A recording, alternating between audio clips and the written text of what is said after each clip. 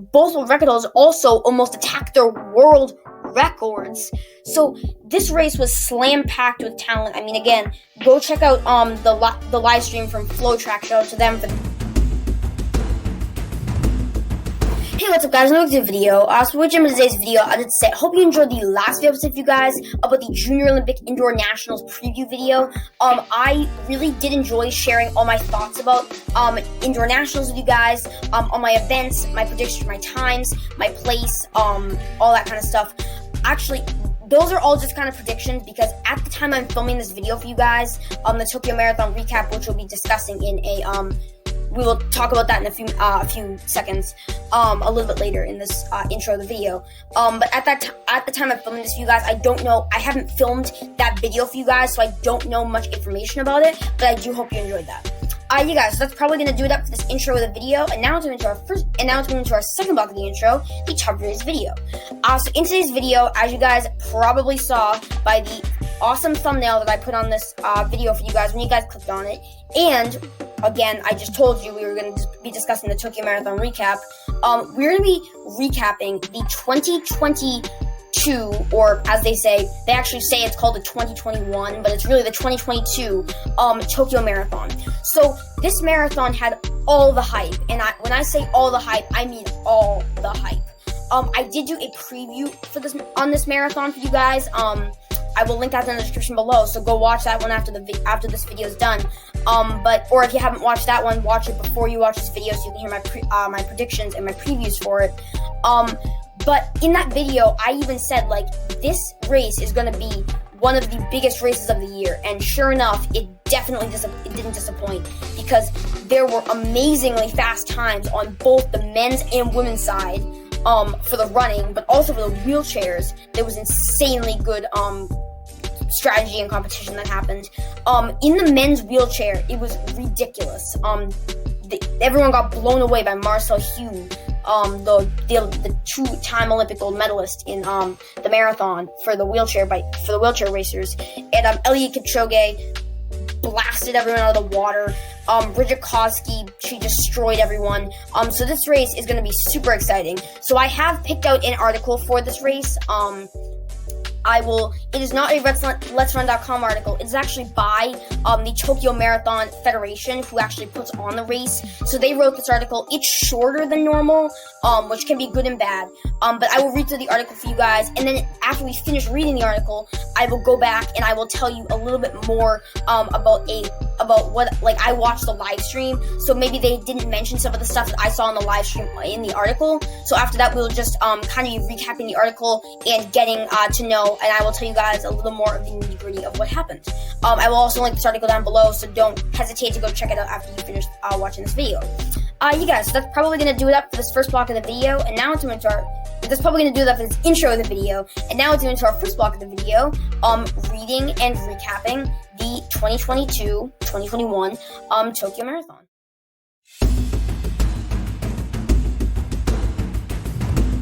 Alright guys, in this first block of the video, we're going to be recapping and reviewing and reading all about the 2021, or the 2022 Tokyo Marathon. So as I told you guys, this one was actually made by the Tokyo Marathon Federation, or the Tokyo Marathon Foundation. They're actually the ones who put on the race. They're the ones who schedule it. They're the ones who make all this amazing magic happen and have all these great elite athletes in 2022.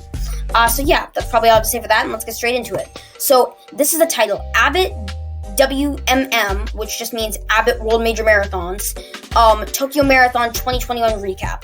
Once again, they call it the Tokyo Marathon 2021 because it wasn't held last year, so technically it's the Tokyo Marathon 2021, but in reality, or in theory, it's really the Tokyo Marathon 2022. As you guys can see, it was written on 22/3/9, or as we would say, 3/9/22. But the side caption is, history belongs to Eliud Kipchoge once again. This is very true because Kipchoge absolutely demolished the field in this race. I'm not saying the field wasn't good. The field was extremely talented, but even with one of the greatest, probably one of the greatest, or even maybe the greatest Tokyo Marathon field they have ever assembled, Kipchoge absolutely destroyed them. So let's get straight into the article. Again, this is just a picture of him crossing the finish line, like most of you will probably see him do over the past 7-8 years. It's just insane. So let's get straight into it. First sentence or paragraph. Eliud Kipchoge pocketed his fourth Abbott World Marathon Majors race win with a masterful performance at the Tokyo Marathon. So as I told you guys in the preview, the Tokyo Marathon preview, which I will link down below in the description, Kipchoge is actually going to be the first human ever, male or women, to win all 6 marathon majors. Now, this is a feat that is going to be very, I've even said it in the video, it's going to be super hard to accomplish because at the age of 37 now, I'm not saying he doesn't have much shelf life left on him. He probably has so much more to give, but as of right now, he's getting older. So it's going to be harder for him to compete with these younger athletes when it comes to these big major national marathons. But they were right about the master performance. That was insane. His performance was ridiculous. Second paragraph. The time of 2:02:40 is the fastest marathon ever run on Japanese soil. Wherever he goes, the record seemed to fall at the 37-year-old's feet. Now, as you guys can see, it just said at the 37-year-old's feet. He's 37, and he just ran the fastest marathon on Japanese soil. Let me remind you, that is about 1 second slower than his world record, and he still ran the fastest Japanese record on Japanese, and he still ran the fastest marathon ever on Japanese soil. That is insane. To be 1 minute off your world record and still run the fastest marathon on that kind of soil is ridiculous. That would also be the fastest marathon on U.S. soil too, which is it's just crazy that Kipchoge is 37 years old and is still cracking and demolishing these fields of 29, 30-year-olds who are in their prime. Third paragraph. On a sun-drenched day in the Japanese capital, Kipchoge had a pack of 8 for company as they strode through halfway. But 10 kilometers later, they were down to 3, with Amos Kipruto the only man to stay with the Kenyan into the championship miles. So I think these 8 athletes were Mosnek Garamu, Shira Katada, who fell off super early. He was the 2020 London Marathon champion. It was surprising to see him fall off that early. And many other amazing runners. But once again, as you guys saw, it was surprising that even Amos Kipruto held on as long as he did. I think he held on for about 22, 23 miles. So it was crazy how long he held on. But let's move on.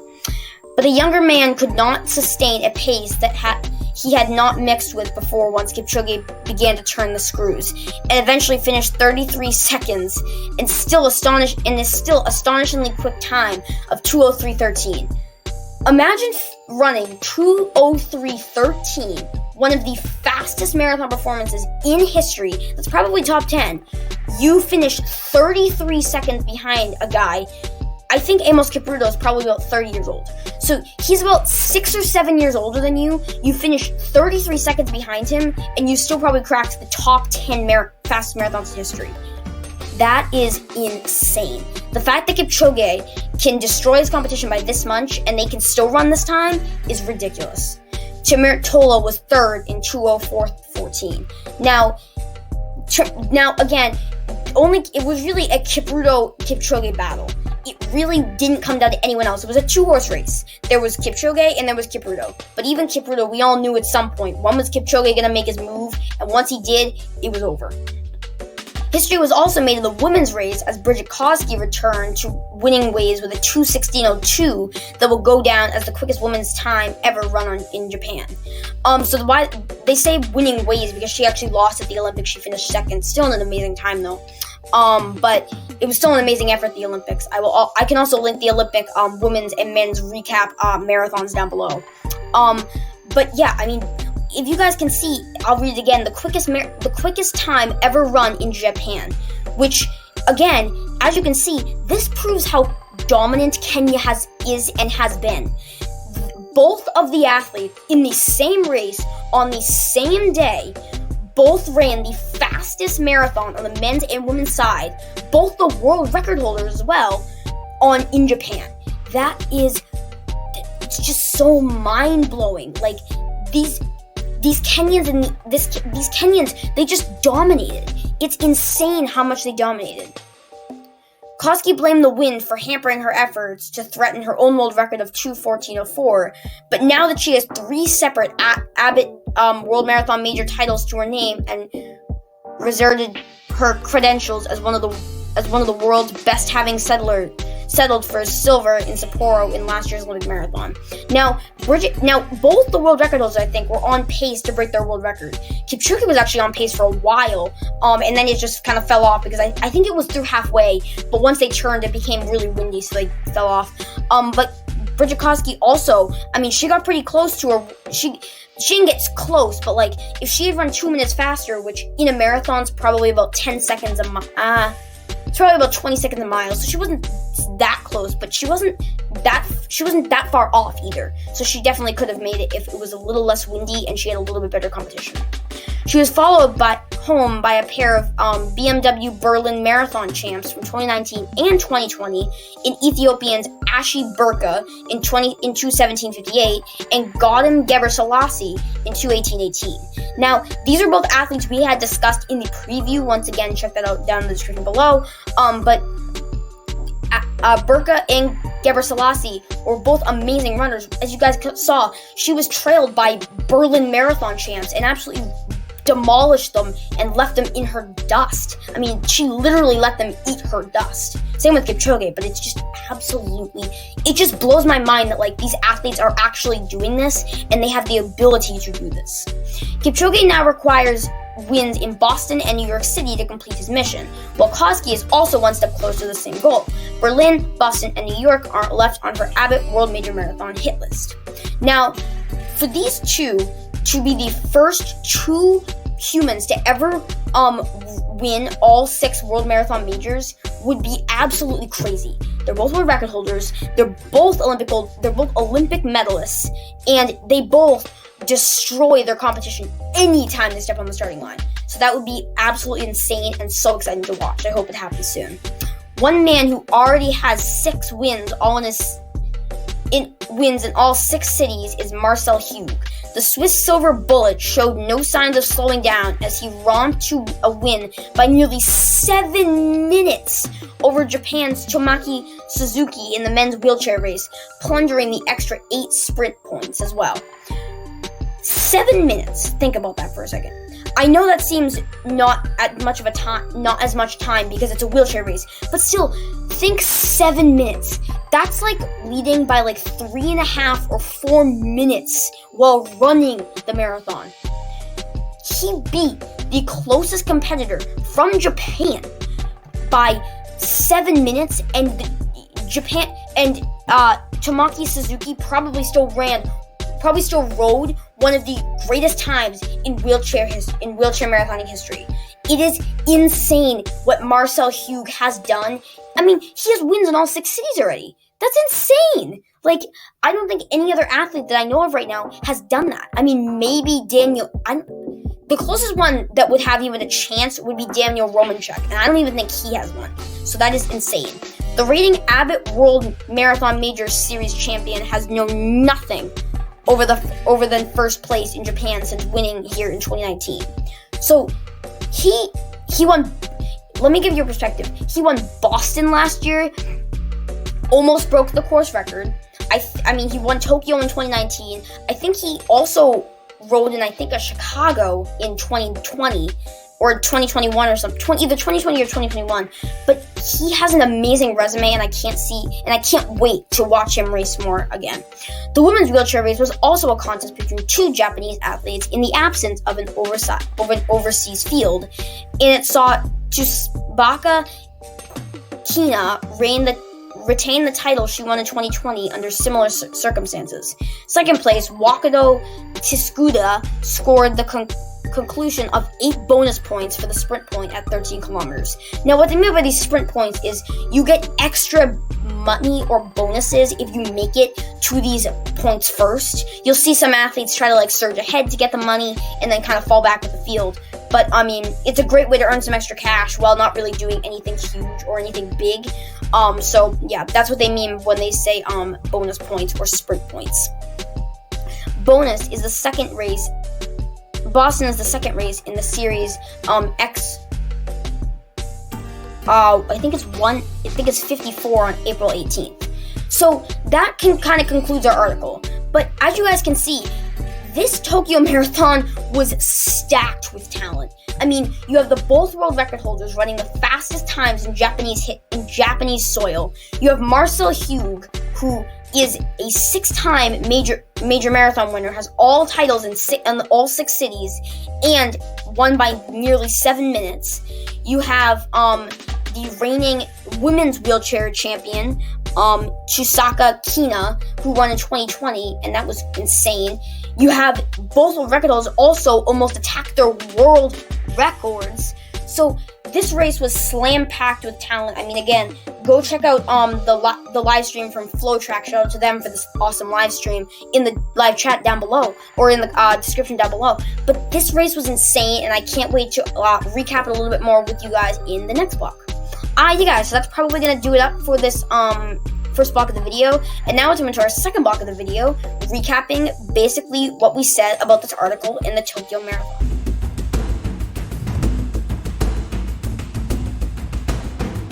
Alright guys, the second and final block of the video, we're going to be recapping basically what we just said about the article, and recapping and reading what we just recapped and read, about the Tokyo Marathon this year in 2022. So as I told you guys in the last block, this race was jammed with talent. You had Marcel Hug, who now has all 6 marathon wins in all 6 major marathons. You have both world record holders who almost broke their world records and won the race by significantly large margins, which destroyed their competition. You have the women's wheelchair, who easily won again and won some great bonus money. They all won some great bonus money. So this race was super, super exciting to watch. And I'm just going to talk about a few things they didn't mention in the article. Number 1, Shura Katada falling back so early. Shura Katada is a rising star who rose I would say in about 2020 he probably rose, because that was the year he won the London Marathon, and that's kind of what skyrocketed him into the international conversation. But he fell back super early, and we weren't expecting that, so that's one. Secondly, and this, if you guys watch my Clatter recap, my Clatter 4 miler recap, which I will link down in the description below also, Kipchoge actually almost turned the wrong way on the course. He actually went off the course the wrong way, aside from the field. Now, I was upset when I went the wrong way on the Clatter course. He had money on the line, he had bonuses on the line, he had another major marathon win on the line. He took a wrong turn. That was an insane thing to watch. That was ridiculous. If you guys go down and watch the FlowTrack marathon, the full 2022 marathon live stream put on by FlowTrack, you can actually see him going the wrong way, and the announcer will actually say, where's Kipchoge going? He's going the wrong way. So it is insane that Kipchoge turned the wrong way.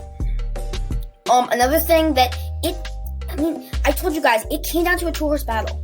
This really wasn't even close. We all knew Kipchoge going into this race before it even got underway or got started.